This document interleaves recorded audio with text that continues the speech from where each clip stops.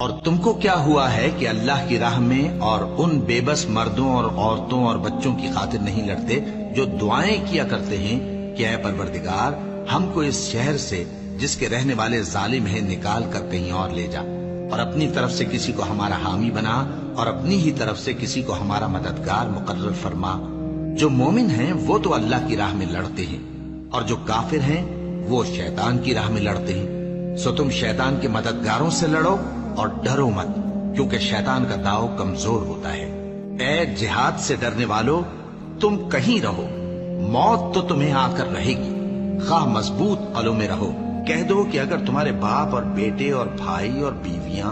اور خاندان والے اور مال جو تم کماتے ہو اور تجارت جس میں مندی سے ڈرتے ہو اور مکانات جن کو پسند کرتے ہو اللہ اور اس کے رسول سے اور اللہ کی راہ میں جہاد کرنے سے تمہیں زیادہ عزیز ہوں تو ٹھہرے رہو یہاں تک کہ اللہ اپنا حکم یعنی عذاب بھیجے، اور اللہ نافرمان لوگوں کو ہدایت نہیں دیا کرتا۔